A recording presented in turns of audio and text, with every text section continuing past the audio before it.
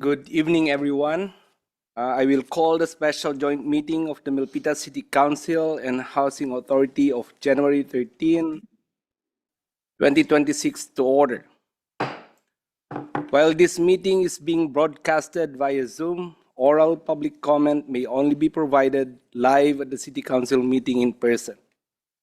The City Council meeting is available for instant translation in over 60 languages, with wordly accessible via mobile phone, computer, and video displays by scanning the QR code located on the title page of the agenda in the upper right corner.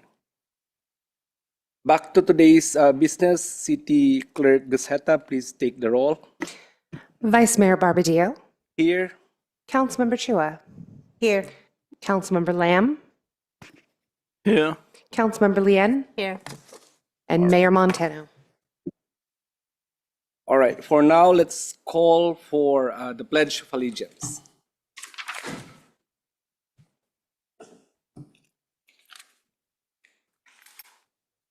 Attention. Audience, please rise. Honor guards, forward march.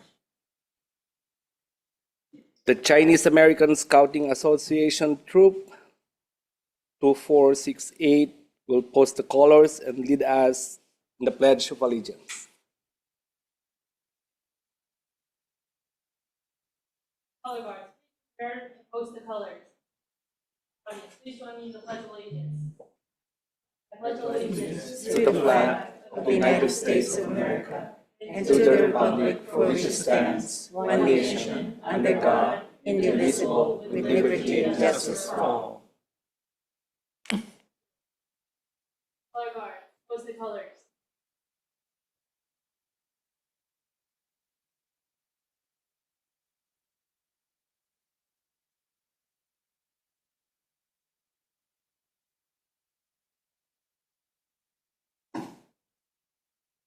Color guards, 3, 4.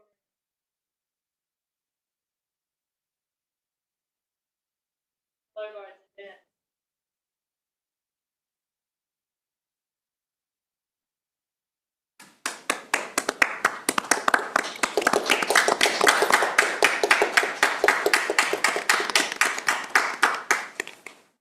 Color guards dismissed. Audience at ease.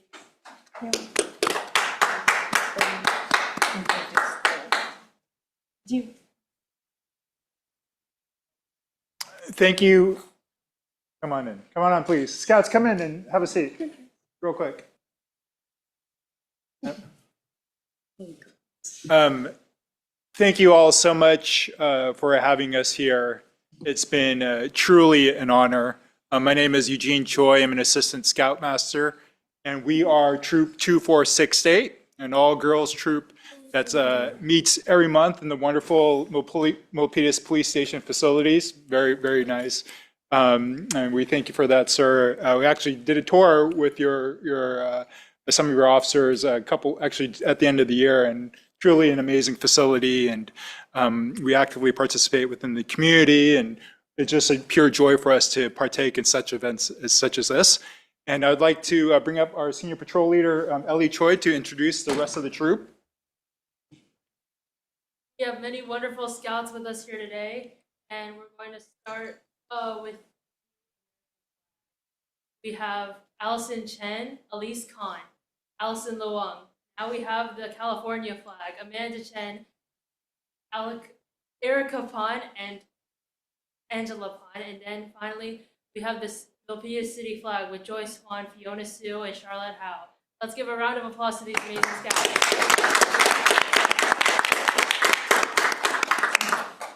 So thank you once again for having us here, and we look forward to the next time to come here and partake in this wonderful ceremony. So thank you. Thank you. Thank you very much. I apologize for missing. I missed your presentation, but again, thank you so much for being here. And it's a wonderful, especially it's wonderful to see young girls coming out to do the flag salute and the whole tradition. Thank you. Okay. So we're going to call for public comment for closed session.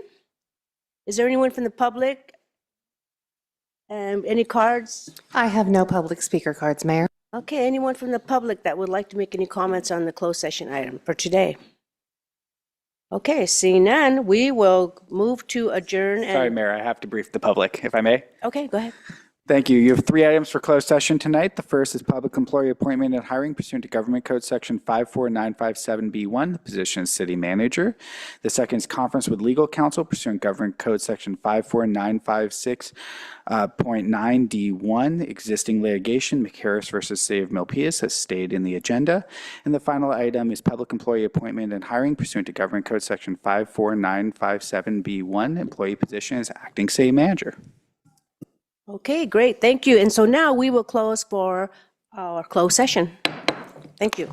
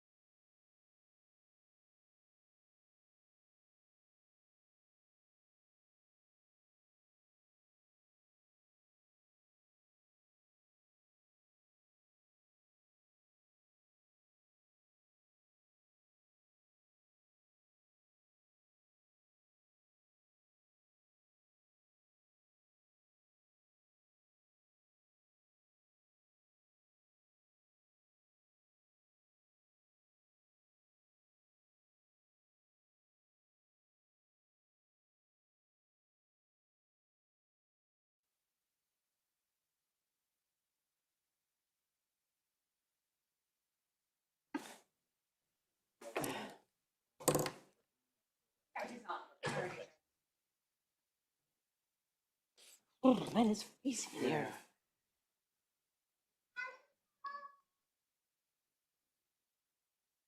Where did we leave off? So, we did not do that. So we just start with invocation.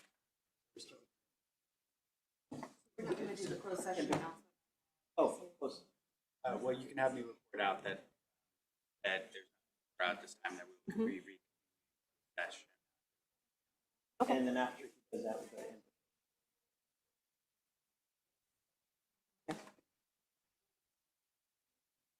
Oh.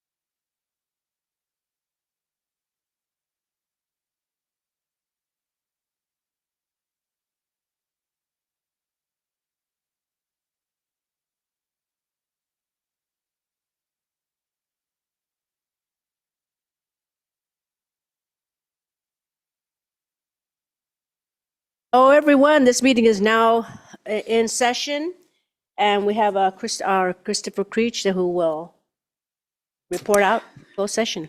Thank you, Mayor. There is nothing to report at this time. The council will be reconvening back to closed session after the bulk of the calendar. Okay, thank you for that. And so now we're moving on to invocation. We have our Councilmember Lamb.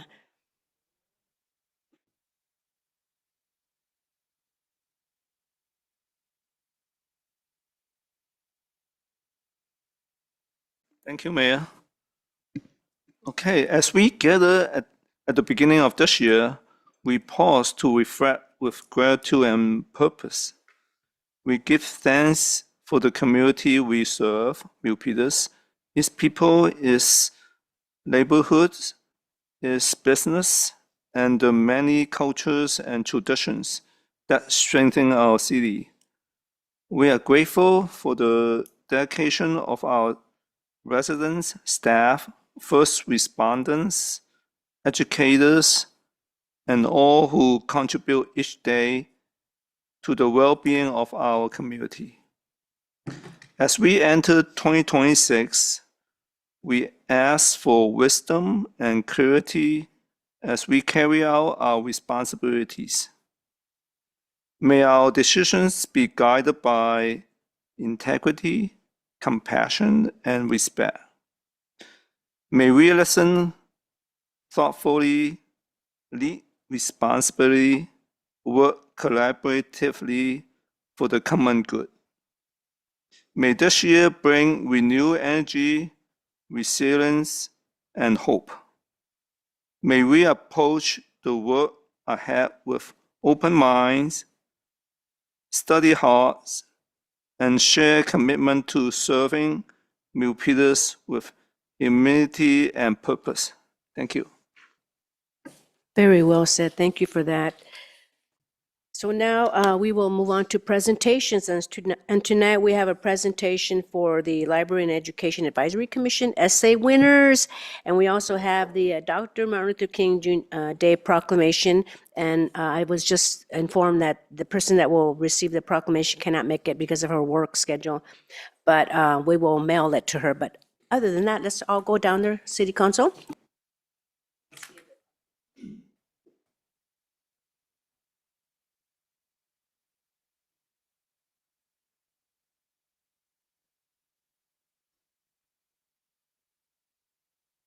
It is always so good to see all of you. I don't know if you're aware, but I used to serve on the Library Advisory Commission many, many years ago, I think for 10 years. And actually, I was the one, because I'm a teacher, well, at that time I was a teacher, but I'm retired now, and I was the one that proposed, hey, let's have an essay contest for the community. So, and it's still going strong, and I'm so proud of that. So tonight is, wow, there's a lot of certificates right here. And I know the parents are really proud because the parents always like to see their kids do great, amazing things. So this evening, the City of Milpitas is pleased to recognize the winners of the Library and Education Advisory Commission's Youth Essay Writing Contest, presented in partnership with the Milpitas Jose Estevez Library, Santa Clara County Library District. So this annual contest encourages Milpitas youth to express their ideas, their creativity, and critical thinking through writing, while fostering civic engagement and a lifelong love of learning. So this year, we are proud to recognize 4 winners, first through 4th place finishers. In each of the 3 graded divisions, we have grades 4 through 6, grades 7 through 8, and grades 9 through 12. We would like to thank all the students who participated, as well as their families, teachers, the Library and Education Advisory Commission, and the staff of the Milpitas Jose Estevez Library for their continued support of this meaningful program. At this time, we would like to acknowledge our youth winners and present them with certificates in recognition of their achievements. So I'm going to have our council members help me pass these out. So we have grades 4 through 6. We have, I think these are in order, right?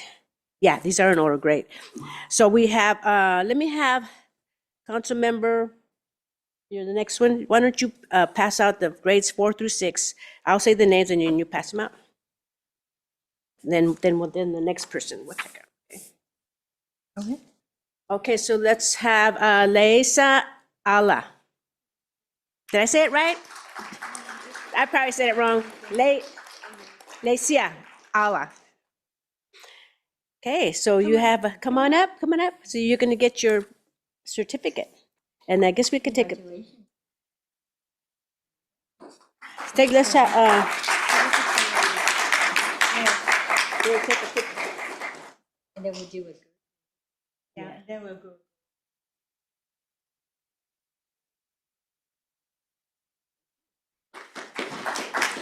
Congratulations. So now we have 3rd place. We have Diva Saini. Diva, where are you at? I guess she's not here. We'll save it for her. And then 2nd place, Neela Tiwari. I hope I said that right? And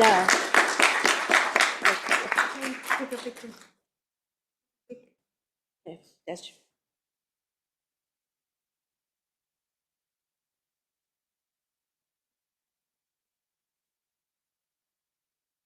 congratulations. Okay, then we have 1st place, Rajvika Maura, and this is for the grades 4 through 6. Hope we said that right. There you go. No, it's Maura. Oh, this one. No, that's. Maura. No, that's. That's the wrong Oh, name. the wrong one? Oh, yeah. That's the one that was absent. That's right. Okay.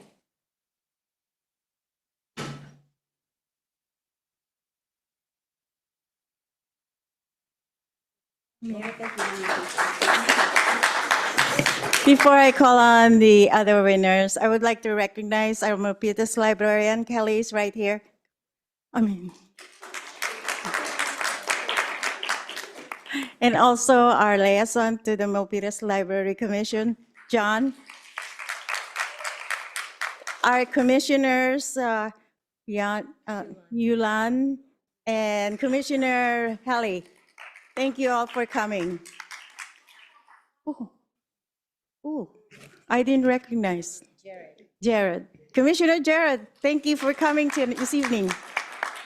And this is, I'm one of the judges, I was one of the judges, and these kids gave us a hard time. It was so tough. We spent like how many hours? I can't count anymore. 3, 4 hours? I mean, it was hard. Good job. Hari Krishnan Pradeep. Yay.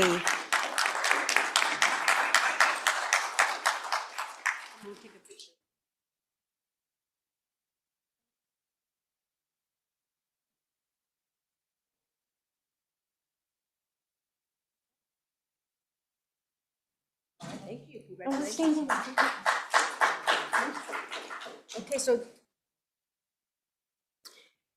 And mention that you're the liaison to the library. I'll have John say some words later. But the next award goes to Rian Patel.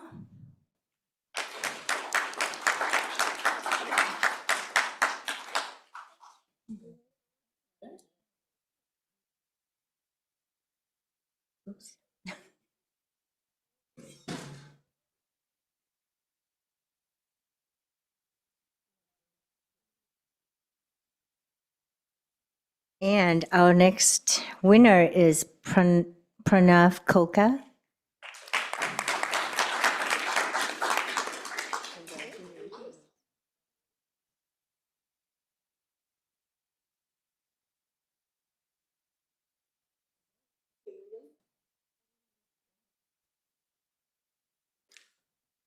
The next person is Kusha. Someone help me on. Kushagra Jia. John.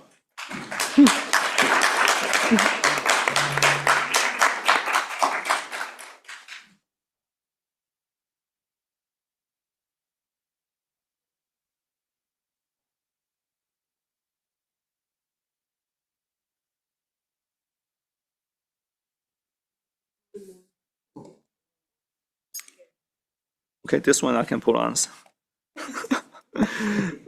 Jonathan Choi.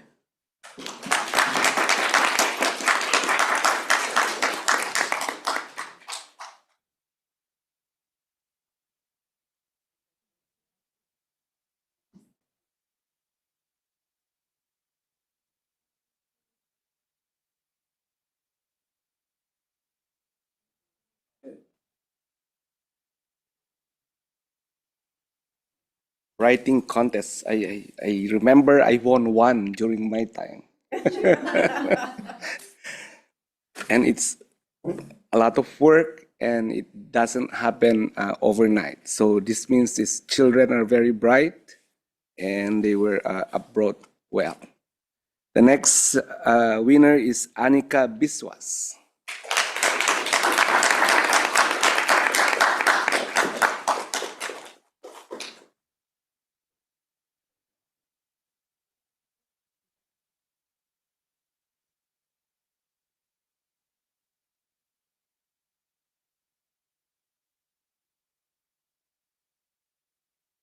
I just remember it was third grade. Long, not so long. The next winner is Aditya Mathur.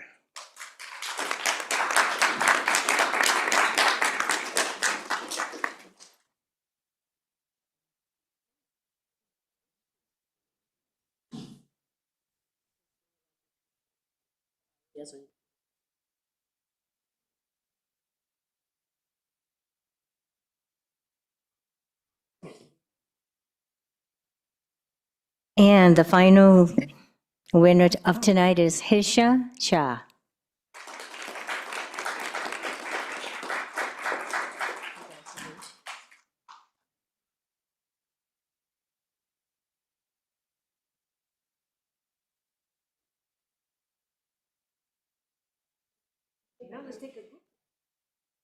I would like to invite the library commissioners to all come up here for a group picture.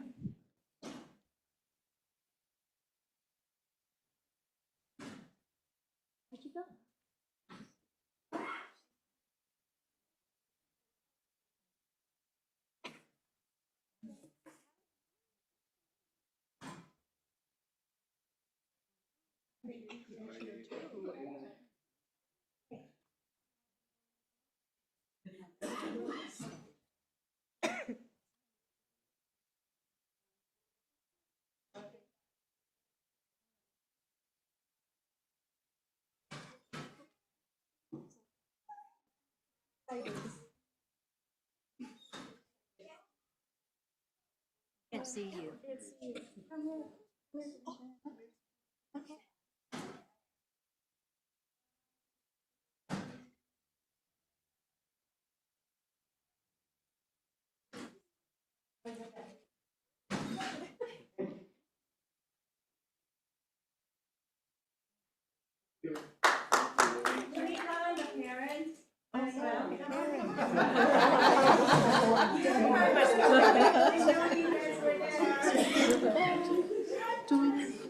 Want to take a picture and see if you would. Yeah, please, please.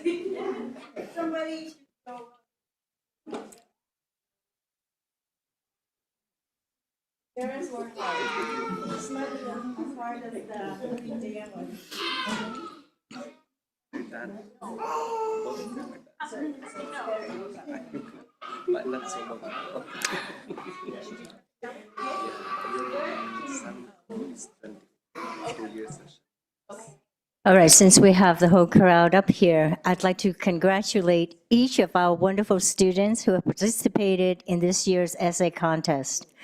Your words inspired us, your ideas moved us, and your courage to share your thoughts reminded us that every voice, no matter the age, has the power to make a difference. We're so proud of you, so proud of your hard work, creativity, and dedication. Writing an essay takes patience, imagination, and heart, and each of you showed the three beautifully. You should be very proud of you, of yourself. And to the parents and families, thank you for believing in your children and encouraging them to take part of this contest. Your support at home, whether through listening, guiding, or simply cheering them on, plays a powerful role in helping these young minds grow with confidence and purpose. So congratulations, all the winners.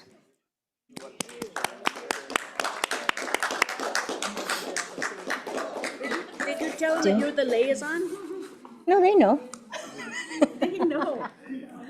I just want to mention that Councilmember Han Lin is the liaison to the Library Commission. A lot of parents don't know that. The kids know, well, and the commissioners know that, but a lot of parents and children, they don't know that. So she's the representative for the Library Commission. For all the winners, the students, we congratulate you on your success. And as you see, we have city staff taking your picture. So please contact John, our Library and Education Advisory Commission liaison at the Senior Center, and you will have a copy of the photo taken. And once again, congratulations. We would like to see you this year in the writing contest. Have a nice evening. Congratulations. Congratulations, everyone. Thank you.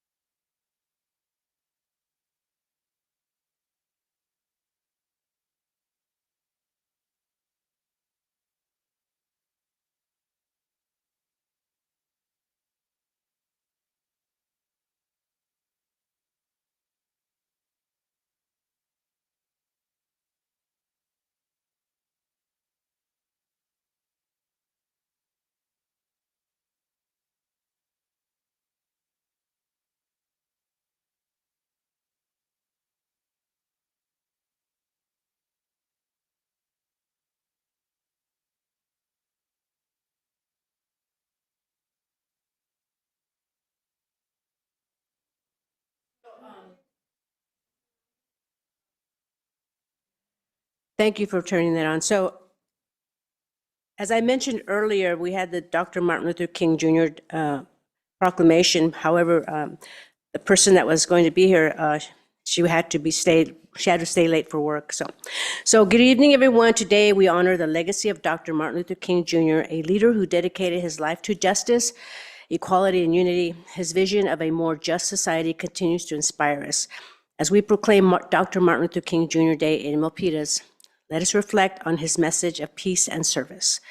I encourage all residents to embody his values by fostering inclusivity and giving back to our community.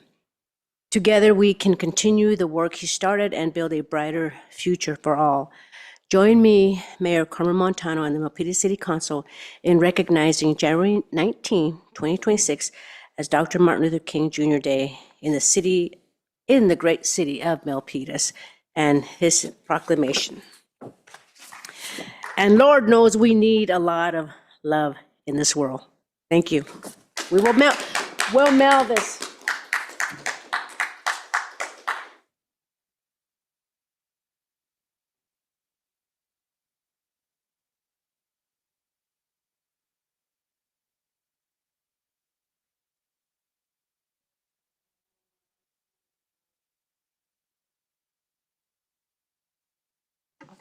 Okay, now let's move on to the public forum. Members of the public are invited to speak on any item that does not appear on today's agenda. So please note that oral public comment may only be provided live here at the City Council chambers. So public forum will be limited to 3 minutes. So is there anyone in the public that would like to speak? We have a speaker card from Voltaire Montemayor. Come on up, Mr. Montemayor.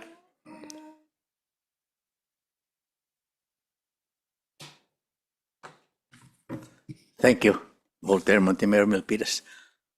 I'll start with Happy New Year, everybody. We were here, we had the Pledge of Allegiance earlier. And Troop CASA were here, was here. California, is that with a 2488? They did great. At the door today, they noted my two beanies. I told them, it's the Warriors beanie and the Niners beanie. So I told them, are we ready for this big one? I am always ready. I am a long time fan.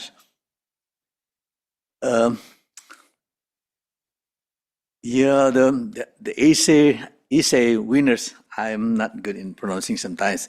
So I could have rhyming words, like, but this may not be the subject matter. Fly like a butterfly, sting like a bee. In other words, ESA is not easy. Okay. Yeah, the second one for these presentations, I'm always touched with that, especially when I pass under the big high flying bridge at LA, MLK Jr. When I go to Long Beach and Riverside, those are cross high flying bridges, the MLK Jr. And we should consider whoever speaks loudly from the heart. We should consider not doing bad. When somebody says, like me sometimes, but silently, I have a dream. I have a dream, he says. That's what I remember. A great man.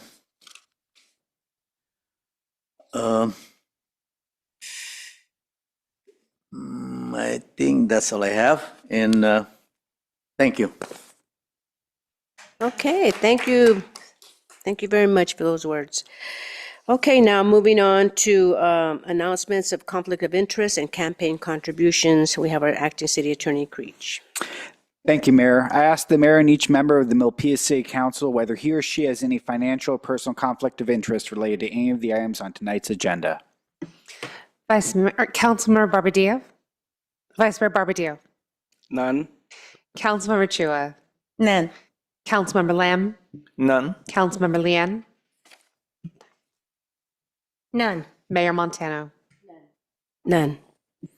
I further ask the mayor and each member of the Milpitas City Council to please disclose any campaign contributions of $100 or more received within the last 12 months from any of the parties entering into contracts with the city on tonight's agenda, or contributions received from development project applicants for development projects on tonight's agenda.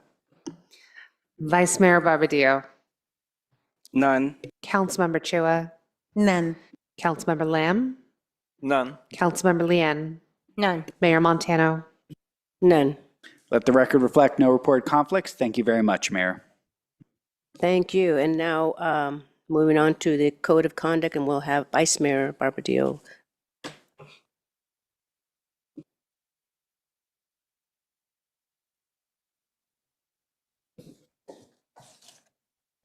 Thank you, Mayor. The Milpitas City Council Code of Conduct. Be respectful and courteous, words, tone, and body language. Model civility. Avoid surprises. Praise publicly and criticize privately. Focus on the issue and not on the person. Use electronic devices appropriately while on the council days. Disclose conflicts of interest and affiliations related to the agenda item. Separate governing from campaigning. The council speaks with one voice after making policy on issues. Respect the line between policy and administration, and council will hold one another accountable to comply with this code of conduct. Thank you very much, Vice Mayor Barbadillo. Okay. So moving on to the approval of the agenda. Is there anyone that would like to make any changes before making a motion for the agenda? So okay, it was moved by Councilmember Chua, Second. and it has been seconded by Vice Mayor Barbadillo. Okay, we'll call for the vote. Vice Mayor Barbadillo. Aye. Councilmember Chua. Aye. Councilmember Lamb. Aye. Councilmember Lian. Aye. Mayor Montano. And I'm an aye. Okay, thank you very much. So now moving on to the consent calendar. Staff, do you have any changes, comments? No, Mayor, we do not have any comments on the consent calendar at this time. Okay, so we have the consent calendar. Is it okay to proceed as agendized? And if not, we'll have any council members that would like to make any comments on this. And we have Councilmember Chua. I'd like to pull C8, please. Okay. Anyone else? That said, move to approve the agenda. Sorry, we need public comment first. Public comment is open.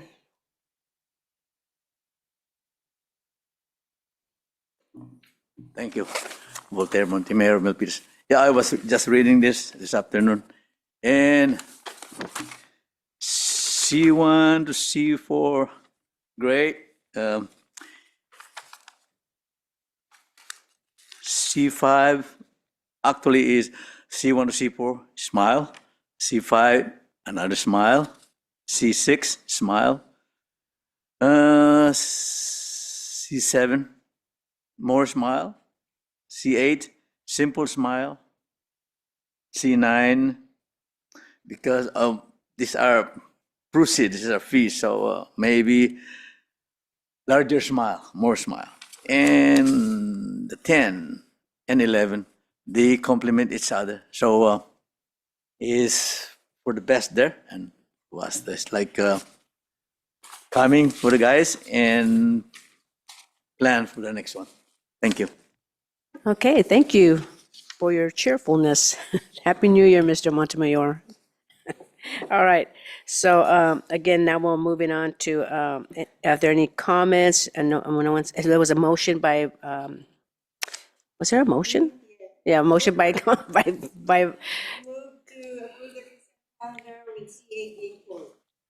was there a second? And it has been seconded by Councilmember Lian. So let's call for the vote. Vice Mayor Barbadillo.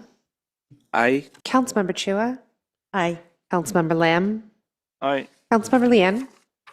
Aye. Mayor Montano. And I'm an aye. Thank you. So we're going to be discussing C8 that was pulled from the calendar.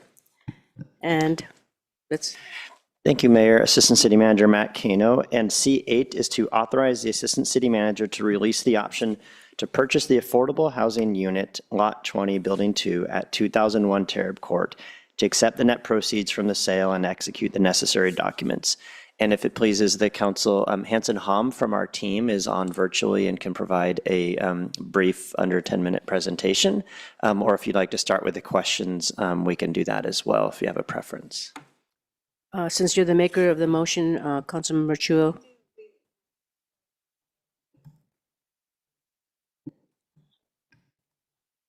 I think you need to turn it on. Thank you, Matt. Thank you, Assistant Acting City Manager. Can we do a brief? Absolutely. So I'll ask the city clerk to pull up that presentation. And Hanson, are you on? I think you're online and can provide the, was requested for a brief, quick presentation.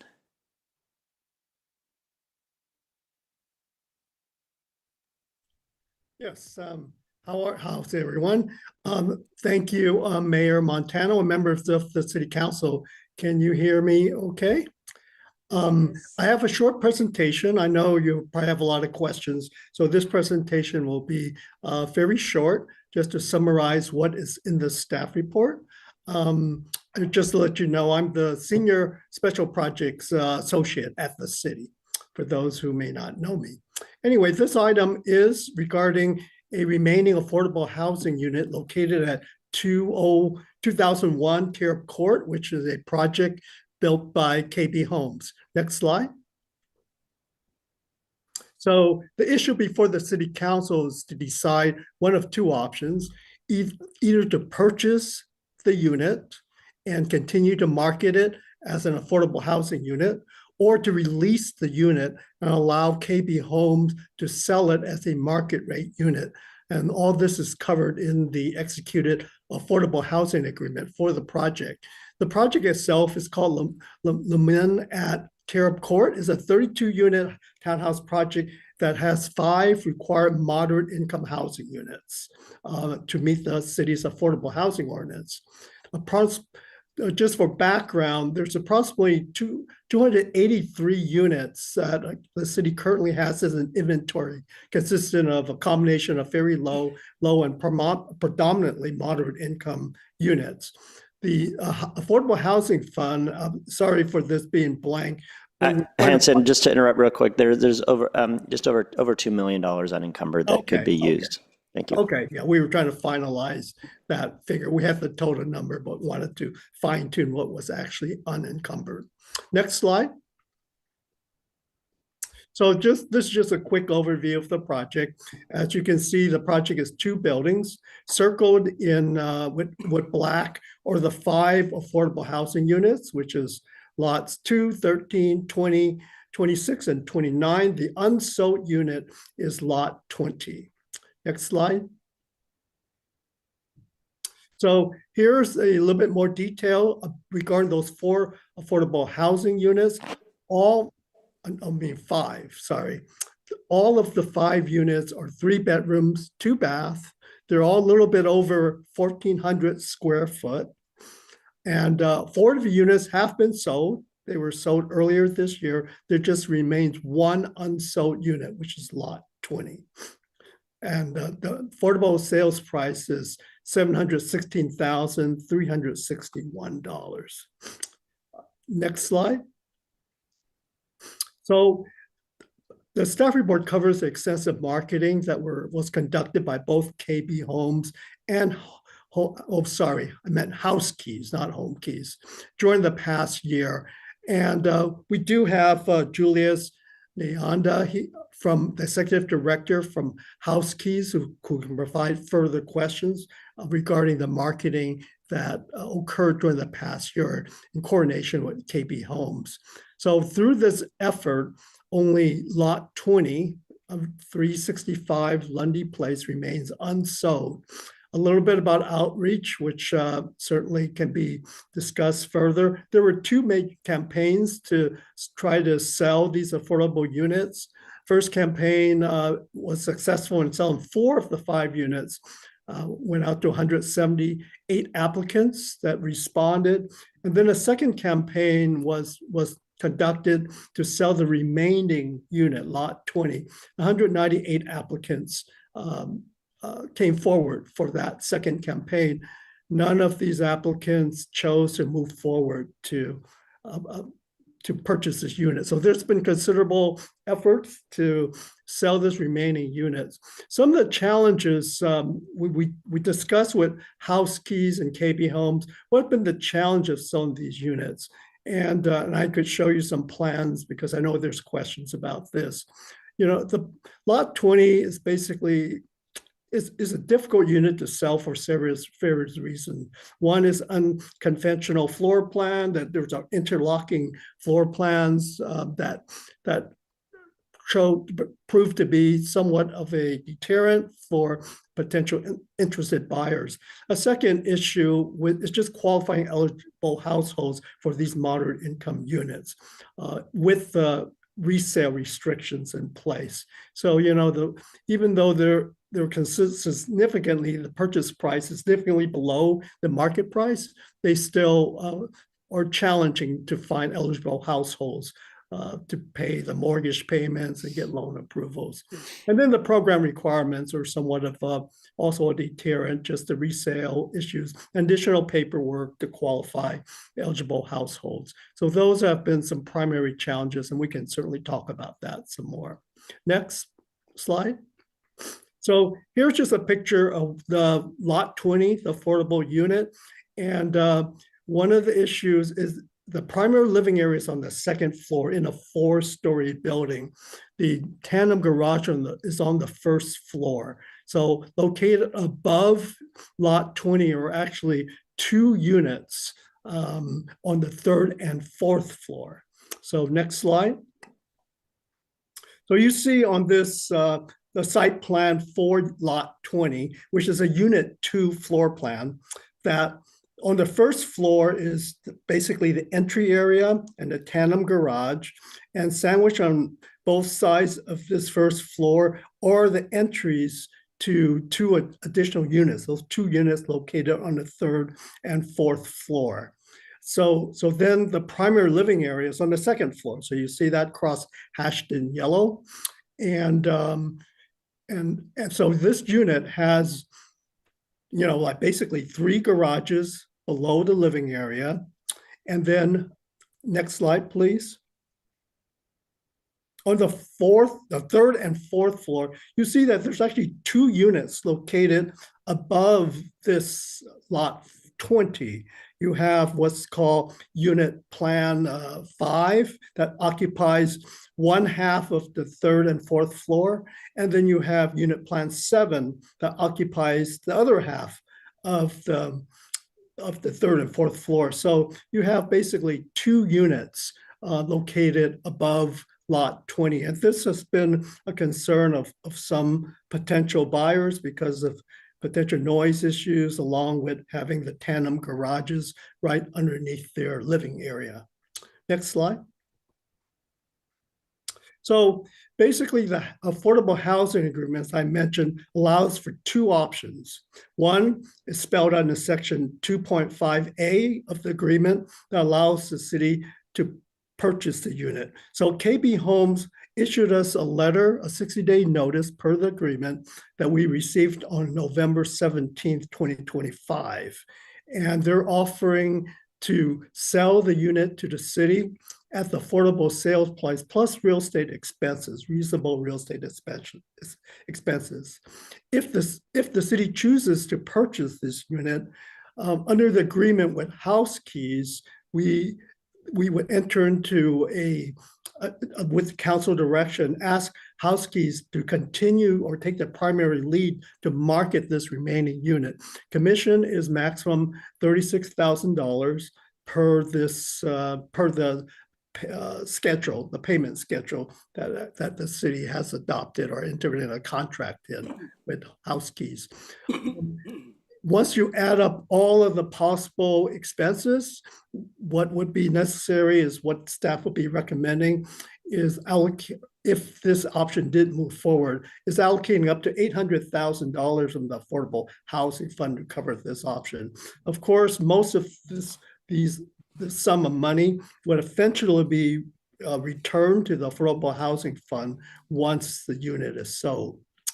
The other option to release the unit, as covered under Section 2.5C of the agreement, the developer would, if the city would release the unit, which means the unit would be allowed to be sold by the developer at market price without affordability restrictions.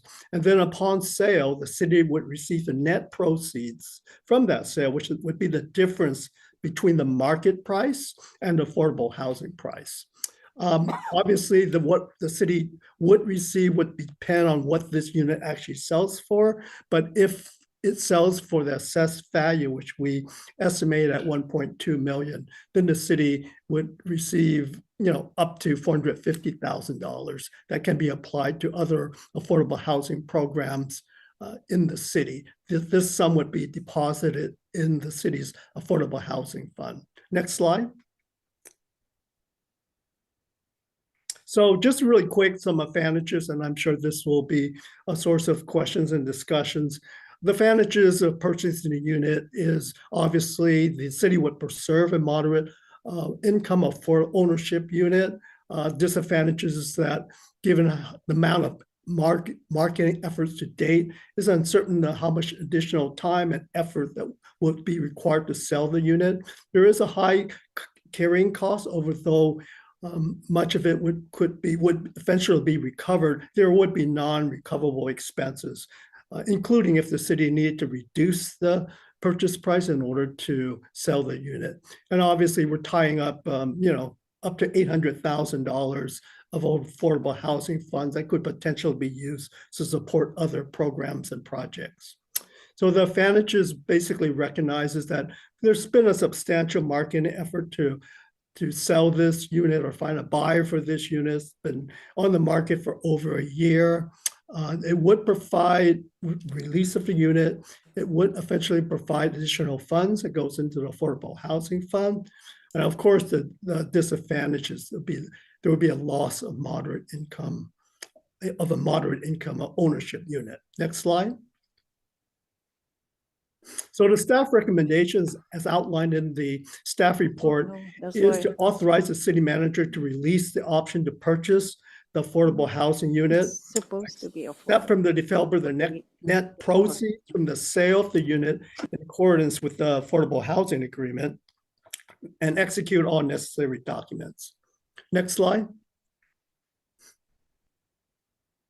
So alternative one is, and this would be the alternative if the council chose to purchase the unit, and basically from a staff standpoint,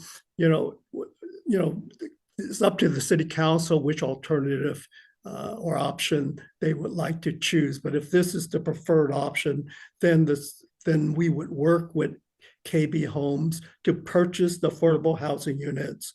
We would request that the council allocate up to $800,000 from the Affordable Housing Fund to cover the purchase and to resell the units and to cover real estate expenses. We would also ask that the council ask us to engage with House Keys to market and sell the units, and then finally execute the necessary documents for all of the above. So with that concludes the staff presentation, and happy to answer questions. And I know Julius Nyanda is also available to answer questions also. Okay, great. Thank you, Mr. Hanson. So, Councilmember Chua?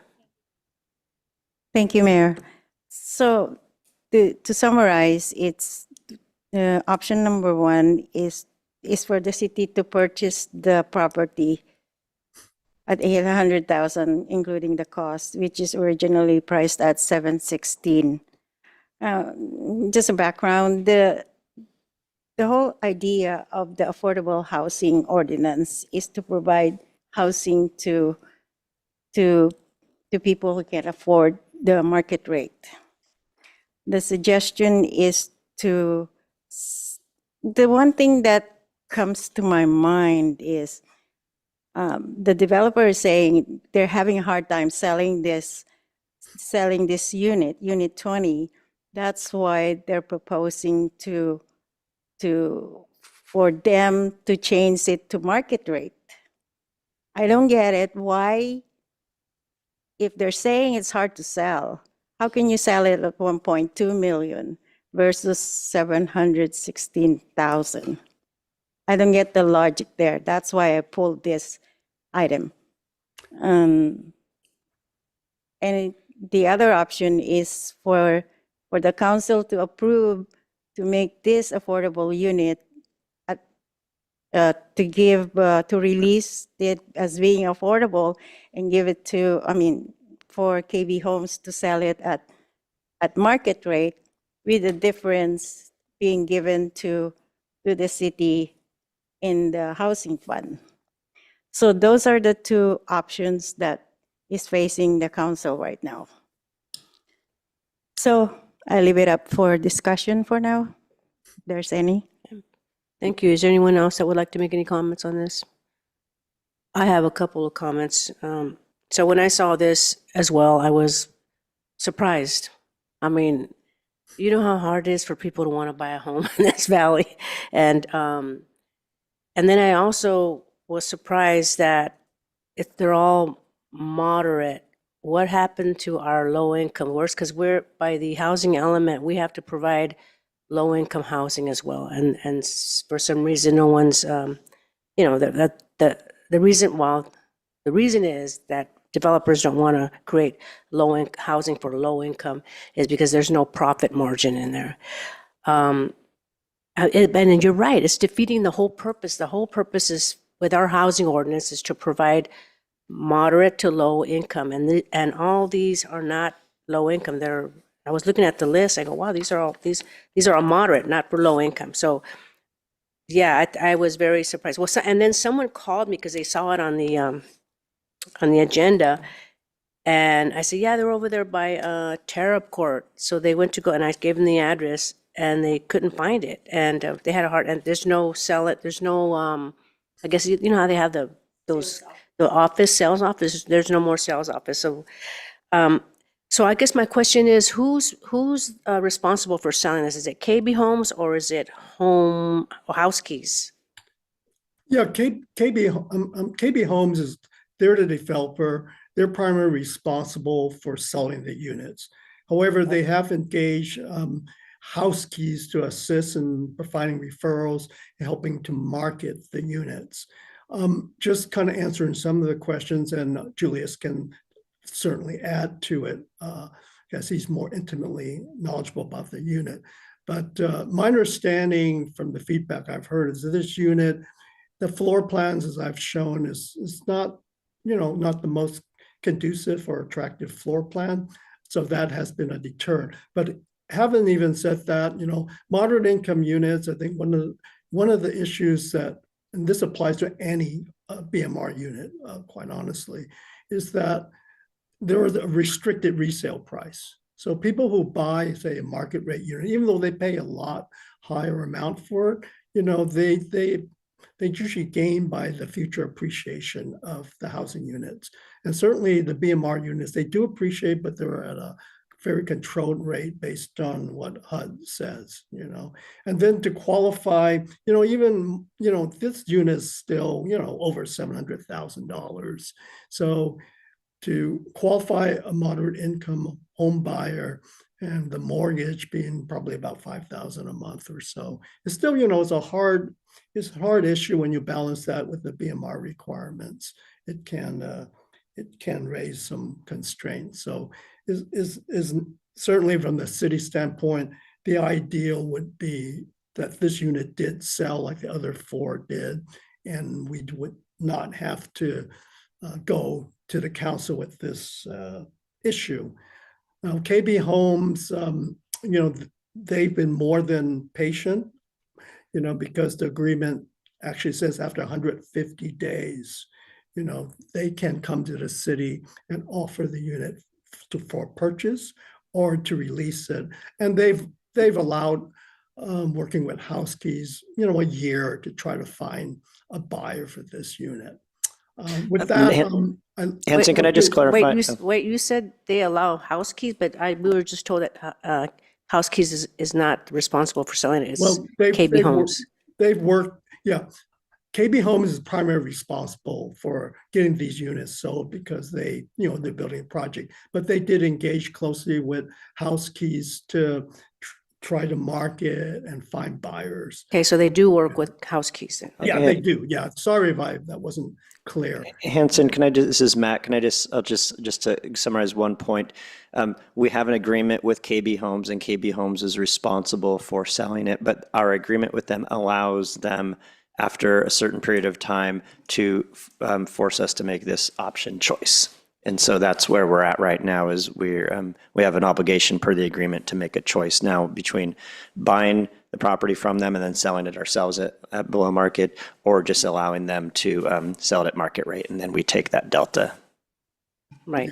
And one thing I would just add is a 60-day notice, so we have until basically the end of this Right. week. Yeah, I saw that. at KB Yeah, Homes. for me, it's preserving affordable housing. I mean, I think that it just defeats the whole purpose of our housing ordinance. So and you could help if you can help a family that needs a home. I think I would. Well, I'll see if there's any more discussions. Anyone else have any more discussions on this? We have we have Vice Mayor Barbadillo. So there are, I lost count of the number. How many units are there? The total project is 32 units, 32 and units. there's 5 moderate income. 5 moderate incomes. Yeah. Here's a question. So what difference? Okay, I'll ask that differently. So these are tract homes, right? These are uniform structures that looks the same. There are units located in 2 buildings. So Right. they're like townhouse units that are, I guess, stacked townhouse. So how could 1 unit out of 32 and 1 unit out of 5 moderate incomes floor plan is unconventional and interlocking? How was this the unit that, when everything fell, it fell on this unit and it's just not desirable? Vice Mayor, I can actually answer that one. It's a legal one. Our affordable housing ordinance requires them to disperse those units among the different product types available in the whole development. So this is the 1 unit of this particular type that was an affordable unit, but there were similar floor plans that were in the market rate units. Right. And we're saying if I take that as a distinction, there are other units that has the same unconventional and interlocking floor plans that was sold at 1.2 million. That is correct. And in fact, Tell there's me why also, can we sell it at 716 million? Something's That's wrong. what I mean, was sorry. If there is a different unit somewhere out of the 32 that has the same description as the floor plans that was readily available, sold at 1.2 million, if that's the market rate, how come can't we sell this at half the price almost? Something's wrong. And if you tell me the other reasons that, qualification of income, and I forgot the third one, we sold 4 out of 5. So where is the disconnect? It might be me who's disconnect here. So tell us the explanation of that, and then maybe, right? Maybe there's a consideration. And here's another question, follow up to that. So based on the affordable agreement we had with KB Homes, right? It seems that there is a provision there that they're exercising this choice now. On those 2 choices, are these the only choices we had? Buy it or sell it market rate and get the difference? Is there anything that gets us out from these 2 options, considering that there's several the same unconventional and interlocking floor plans that were sold at 1.2 million? I think it deserves more explanation. Yeah. Because Mayor and Council Member Chua is right? When we develop affordable housing as a policy, the intention is to make even just a fraction of the housing units to be affordable to the community. And if we let this go without being explained of, not only that we're losing a portion of the very little percentage, but we're going to open an opportunity, if not a floodgate, of existing projects or future projects that has affordable housing agreement on it. So we should be very careful. We have to look that this is the last option that we have here, and things should be explained why this particular unit cannot be sold. I had the same question during my briefing. Councilmember Chua is just so fast to pull this ahead of me. just for that. Vice Mayor, before Hanson goes, just want to say, yeah, thank you all for the questions. It's definitely a policy decision of council. And so we wanted to make sure we set those options in front of you. The reason we leaned towards the allowing them to release it is just because we know this has been on the market for a while and it could be harder to sell. And if we purchase it, maybe we can lose a little bit of money over time. But it's absolutely a policy decision. One additional option, Vice Mayor, as you mentioned, what other options are there? So Hanson and I were talking earlier, and if the City Council would like us to purchase it, and I see that's where a lot of the discussion may be headed, and that's totally fine. One thing we could do before purchasing it is we can try and ask KB to, can you take 30 to 60 more days and try and sell it yourself? And then if they agree to that, and then we can always purchase it if they can't sell it themselves. That just avoids that transaction. That's just one other alternative option. But if you'd like, Hanson can definitely respond more about why, or Julius can respond more about why this was hard to sell. Yeah. Right. Yeah, and I'll just respond to one part of the question, and then I'd like to defer to Julius because I know he's been through the past year very integrally involved working with KB Home. Sorry, Hanson, can you try and speak a little louder? Oh, sorry. Are you hear me okay? Yes. Okay, sorry, my microphone is not that great on my laptop. But as far as one of the questions, well, what are the options? And basically the agreement, the Affordable Housing Agreement outlines those two options as far as explicit options. Either the city can choose to purchase the unit, once a notice is provided and let KB Home knows within 60 days. Or secondly, the city could release the unit. So those are the two options. As Assistant City Manager mentioned, I did pose a question in advance to KB Homes. Are they willing to allow a little bit more time for an extra effort to try to potentially find a buyer? Because obviously we all know that releasing the unit is a tough decision given all the effort and the goals and the policies of the city to try to create more affordable units. But I think with that, I'd like to, if I may, defer to Julius, who could provide a little bit more details on why this last unit has been difficult to sell. Would the council like to hear that additional detail?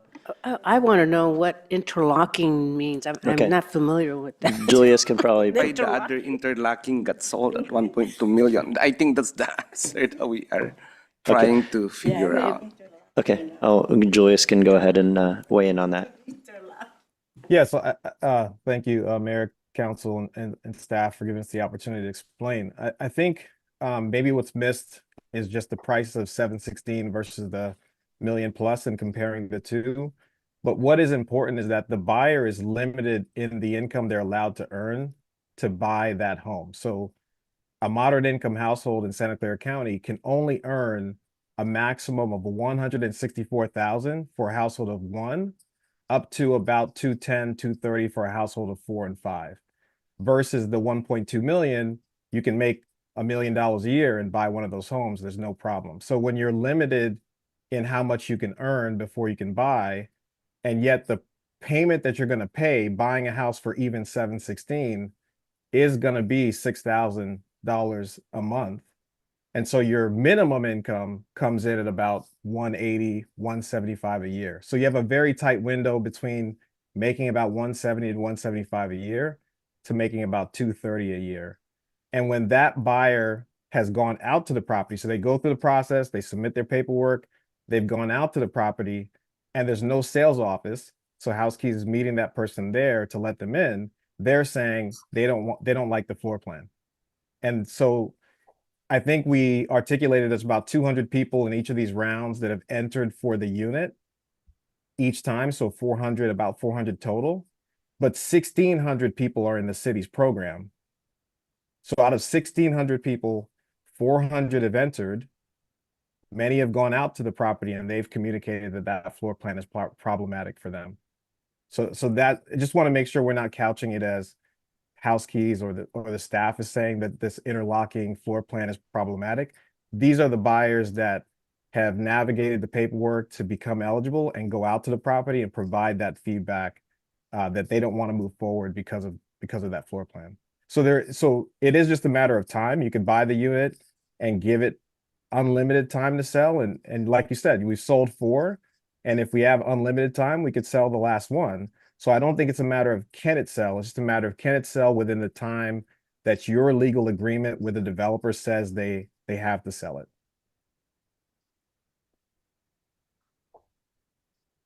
Oh, thank you for that. So we have Councilmember Chua.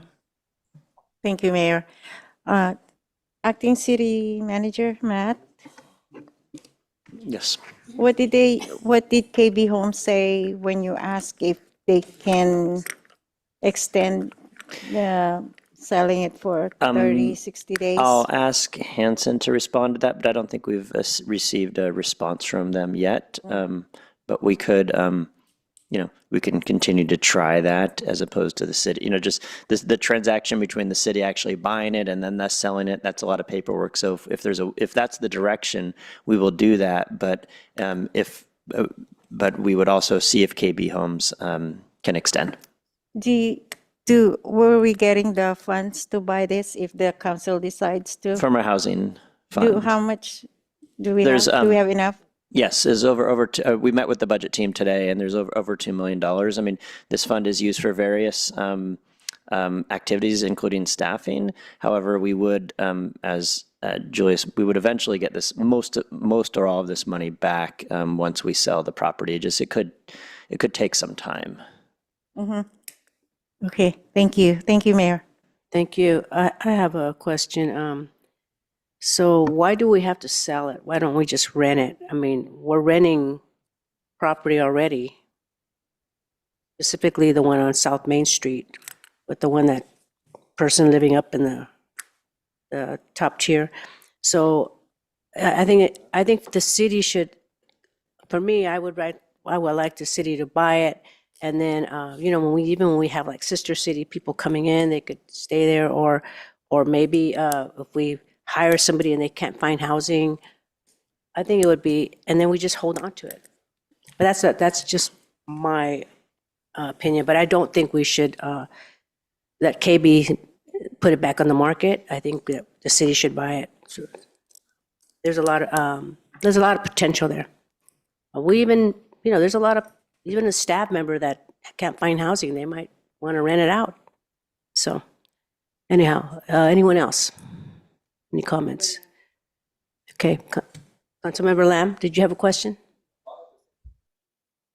Okay, go. I'm gonna have you put it in your own words. Okay, go ahead. Well, first of all, current that particular unit, is it belongs to KB Homes or belongs to who? Whose property is that? Currently, it belongs to KB Homes. Okay. Yeah. My question is similar to the mayor. Why can't we rent out and convert into even convert into Airbnb or some temporary housing? If I may, there are some legal impediments to doing that. The Affordable Housing Fund can be used for creation or retention of affordable housing units and assets, which doesn't necessarily allow you, it's a restricted fund. So it doesn't necessarily allow you to use it for other kinds of purposes, such as general revenue generation or for employee housing or for some of the other proposals that were suggested.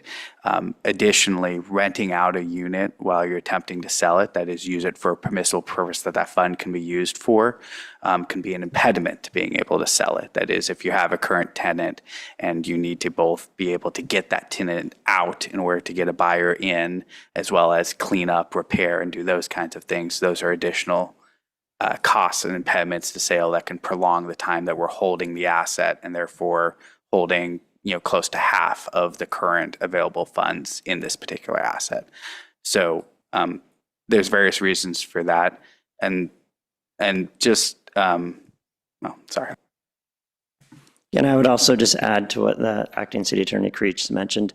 There's definitely policy discussion we would need to have at the city council at a future time. And we'd have to do some research, look into that policy work if this was prioritized by council to kind of approach these units in a different manner. Currently, our focus is on, turning them into affordable units for our community members. And so if we were to purchase it, then our focus would be on trying to sell it at an affordable rate to a member of our community as soon as possible. But happy to, we can have, look into future policy discussions on other avenues. We can take a look at what other cities are doing in the future as well. Yeah, all right. So I have, it doesn't have to be moderate. We can also, actually, we should be looking into low income because that's the area where we're lacking. Yeah. And so I would consider us buying it and then we'll go from there. But we have Councilmember Chu. Oh, you have a, we have one more question. Councilmember Lam. When KB Home tried to sell that unit, you guys mentioned about 6 months being on the market. Did they, how do I rephrase this nicely? Well, I'm not sure did they really put in the effort to sell it, or do they just very low effort to sell it and then exactly. Yeah, our staff and Julius are we so I want to respond for the team, and if you need additional detail, we can provide that. If you need additional detail, the team can provide, but I just want to say I've been in multiple meetings with the team on this, and that we feel that there was a concerted, strong effort to sell it, and Julius referenced some of those efforts. And so we feel there was a strong effort to sell it, and I'm comfortable with the work the team did based on the meetings I've been in with them. Having said that, absolutely, if the policy decision is to buy it and then try and sell it some more, we will absolutely do that. Explain who Julie is? Oh, yes, Julius, who was just speaking. So we partner with House Keys to help manage our below market rate portfolio, and Julius oversees the House Keys team. Okay, so I just want to make one thing clear. So House Keys was not involved in trying to sell this. Actually, so they were, and additionally, KB Homes worked with them on this project so as they well. were So involved. that's why just Julius is wearing a couple hats So here. why would we want to go back to them? Maybe there's a different agency that can sell it quicker. Yeah, we'll You know? Why can't we You go can't to a sell third it. party to? They weren't able to sell it. Yeah. What makes you think they're going to be able to sell it this time? So anyway, I need a motion. Oh, we have Councilmember Barbadillo. Right. Okay, I still don't understand, right? Last on this, and I promise it is on. You have to press your. It is on me. Okay. Right. So 4 units, the same moderate income, the same income qualification. I just don't know why lot 20 is so unlucky that qualification in income is not met. That's one. Second comment is it seems that it was in contract. Lot 20 was in contract, and there was an issue and it was not disclosed on the report what the issue is. So unless there is a difference of the possible buyers of those buyers about the 4 out of 5, because the 5 units are uniform, probably just the description of the plans, 1,400 square feet. I think it's even bigger than my house, right? There's 2 bathrooms, and it seems to be a fine house, and it's just that I can understand what's the difference on those buyers on income qualification. All of them are moderate income, and what's so special with 20 that's not sold. Piggybacking on the mayor and council member Lam's thought, should and if the option, as we are supposed to show, is for the city to purchase it, my suggestion is let's make it more affordable. If we buy it at 800 grand, we subsidize probably another 100 grand and give it at 600,000, right? Just to compensate, the loss opportunity for a would-be moderate income to own a house in our city. So those are my thoughts, Mayor. We don't have any low income. We have Councilmember Chua. I like Vice Mayor's thought on that one. I legally, acting city attorney, can we do that? Can we buy something at 800 and to make it more attractive, lower the price so we get more applicants and for sure sell the unit? Can we do that? There are 2 different things that you're talking about there, and I want to make sure the council understands both of them. One option is you just keep it as a moderate rate income restricted a lot with the current restrictions on it, but lower the purchase price, which is something you can do, at which point in time you're sort of subsidizing that initial resale cost. You can also lower the purchase price to the cost of a low or very low and deed restrict it to low and very low applicants and get a greater level of affordability. In both of those circumstances, what the council would be effectively doing is making a policy choice to take whatever the delta is between that affordable moderate price and the lower price, and essentially losing that money out of the Affordable Housing Fund permanently to make this unit more affordable or to make it more appealing to potential buyers to speed up the purchase. Sorry, but to clarify,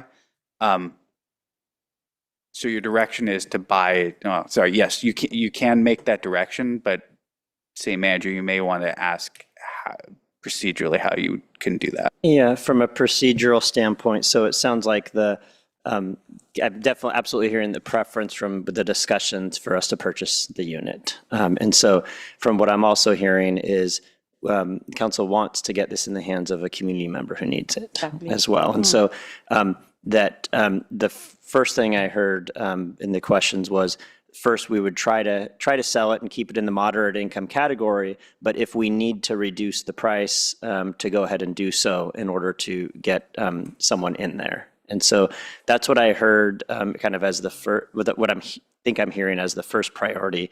Second priority was if for after a period of time we can't sell it at the moderate income price for, let's say $100,000 less or so, that we can then move it into a different income level category to try and sell it.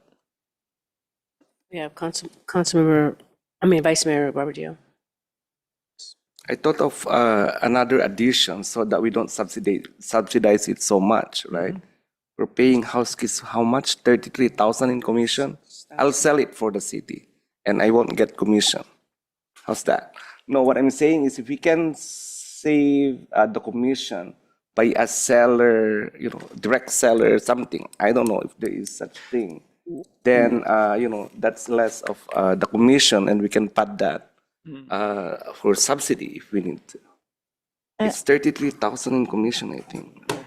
I think the logistics on how to implement what the policy of the council, we should leave that to staff. And we'll definitely come take back. that. Definitely take that feedback, and if there's a way to do that, we will. Otherwise, we'll So I say continue. so move. Well, I have a comment. So you had mentioned you want to keep it at moderate income. Oh, no, that's just what I thought I heard as the first priority. Because we're not addressing our low income, because I know that with the housing element, we have to start providing they have very low, then have low, and then we have moderate. We have, all these 283 units these are all for moderate. Where's our low income, which is not really low because the cost of living is so high. Let me modify the motion.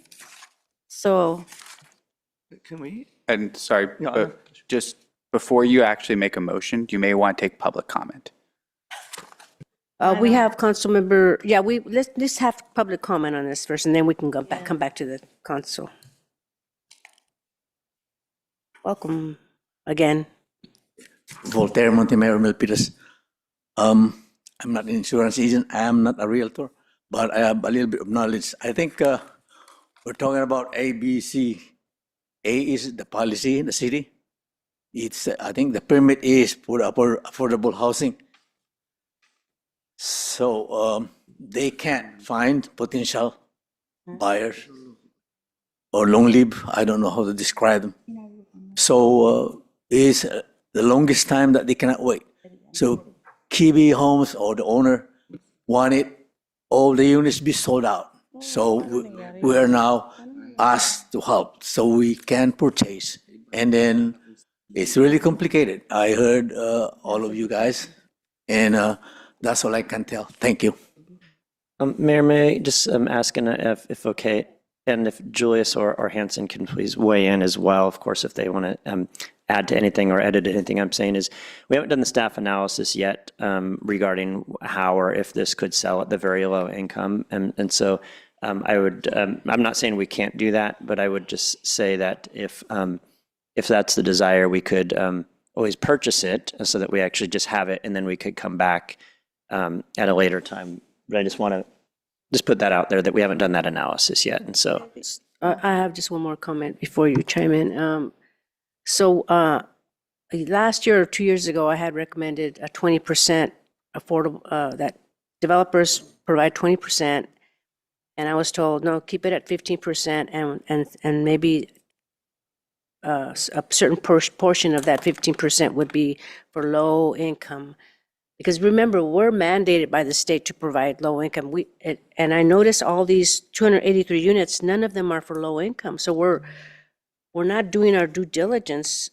That I need to see here, this is all for moderate income. It's not low income. So we have to do our due diligence and also include for people that really need, people that really are low income and can't afford to buy a house. thank you, Mayor. And I don't know if we have the breakdown between the type of units. And when you but think about it, low income is not really low. yes. I mean, people that make, you have to be low income, you have to make 100,000 a year. I know. Mayor. All right, we have Councilmember Lamb here. Yeah, I have a kind of a legal question for the acting city attorney. Let's say if we purchase this unit for $800,000, can we? Well, first of all, can we have? Do we have the right to rent it besides selling it? If we have the right to rent it to moderate or low-income families, can we have a plan they could rent and purchase later? There are some, I think in the past, there are some cities have that kind of a plan. People rent first, and then they purchase later. And then the rent they pay is part of the going to their principals. And also second, if we can rent out, can we rent out to Section 8? So there are many different things that the city could do in terms of programs. We don't currently have any of those programs, nor do we currently have any staffing to support any of those kind of programs. So for instance, if you rent out a unit, someone needs to serve as the property manager for that unit. We currently don't have any staffing to do that. And what I tell the council is that directing that for this particular unit at this juncture where we haven't set up those kinds of programs, I would not recommend doing.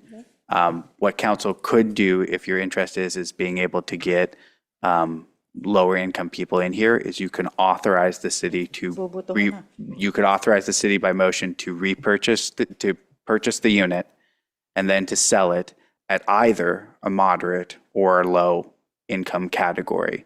And that could expand the number of people that we have, and whoever we can get into it first with a preference to the low income, then we can do it. And that would give staff the flexibility and might increase our market participants for sale of the units. That's one lawful suggestion that we could effectuate tonight. Okay. Yeah, I just want to chime in. We're already supposed to be doing that. And that's why it boggles my mind why we're not doing that. We're just providing just for moderate income, but we're not doing for low income. And what you're doing right now, that would appreciate a motion for that. Okay, so the motion as said, I just want to make clear, the motion as stated by acting city attorney, and the only thing that I want to make clear is we will focus on the lower income applicant.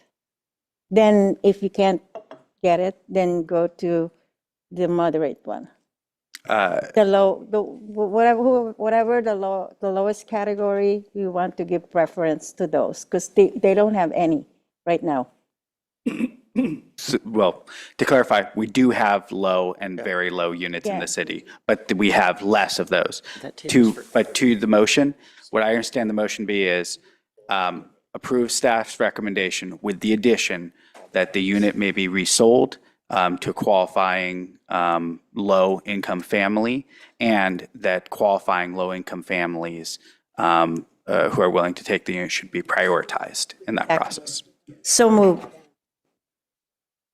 Second. Okay, so we have a motion by Councilmember. Mayor, you need to key your mic up. Oh, sorry. So we have a motion by Councilmember Chua and then seconded by Vice Mayor Barbadillo. So let's call for the vote. Vice Mayor Barbadillo, Aye. Councilmember Chua, Aye. Councilmember Lamb, Aye. Councilmember Lian, Aye. Mayor Montano. And I am an aye. Okay, thank you, everyone. Yeah, and I made this a suggestion from that list that we disaggregate that list and put down how many, because it was mentioned that we do have low income, but we need to be able to see how many we have. Yeah, thank you, Mayor. The table in the report combines all the 283 below market rate, and so we'll give the Mayor and City Council a list by category as well. Okay, thank you. Okay, so now moving on, next we'll move on to our announcements and future agenda items. Assistant City Manager Kano, do we have any? No announcements at this time, thank you. Okay, anyone from any council members? We have Councilmember Lamb here. There's a group of people are interested in doing street fair during the FIFA timeframe, the World Cup, and they have talked to us, and I'd like to revisit that proposal. Since we have some one-time funds, we can allocate some of the funds to that street fair for 2 to 3 days. Street fair. Yeah. FIFA and Yeah, Super Bowl. Yeah. So I would propose perhaps a $300,000 from that one-time fund allocated to a street fair. How much do we have in that budget, that fund that we haven't allocated yet? Sure, Mayor and Councilmember, thank you for the question. I can follow back up with you. We have a summary of the money that was allocated last at the December 16th meeting, and we'll provide Mayor and Council a summary of how much was remaining in that one-time funding. I do want to indicate something I also mentioned at those December meetings, though, that we're kicking off our budget process right now for 25, 26.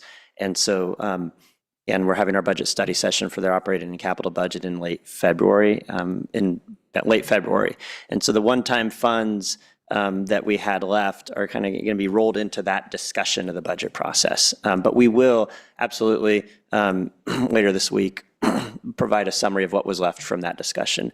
I also do want to say, Councilmember, that my one comment I want to make is that when we have what will happen is if this receives consensus, it'll go to the next prioritization meeting. And by the time the next prioritization meeting happens, it would be kind of too late for us to engage in time for the FIFA, but it definitely could be prioritized and funded, and then we could engage with them at a future time. Can you remind me when is the Super Bowl in FIFA? Sure, Super Bowl is in early February, all right? I'm looking back Are there. you talking about next month? Yeah, Super Bowl is next month. FIFA is in June and July. This is for June Street Fair. Okay. This is for consensus. Vice Mayor Barbadillo. Just to be clear on the consensus, to look at it, right? Not to allocate 300,000. Yeah, correct. We would just bring this back as the next council prioritization discussion, which would we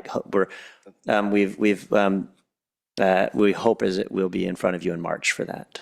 Just to look at it and analyze. Yeah, and then if you prioritize it in March, then you could decide to fund it at that time, or you could ask us to do more research, or you could not prioritize it. It's up to you. Okay, to that, my vote is aye. Councilmember Chua. Aye. Councilmember Lamb. Aye. Councilmember Lian. Aye. Mayor Montano. Aye.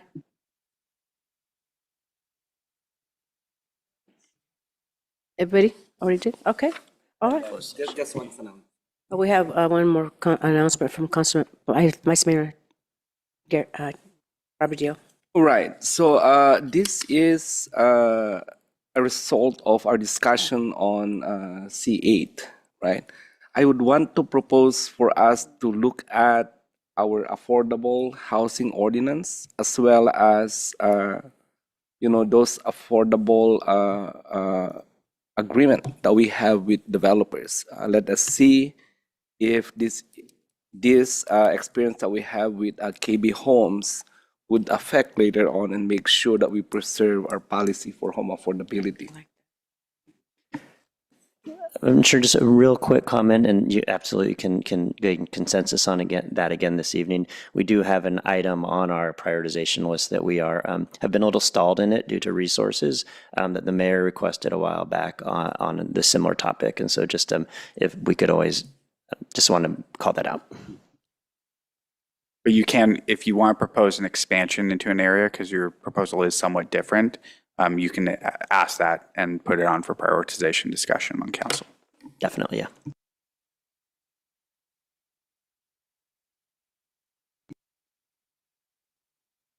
All right, for consensus, Vice Mayor Barbadillo. Aye.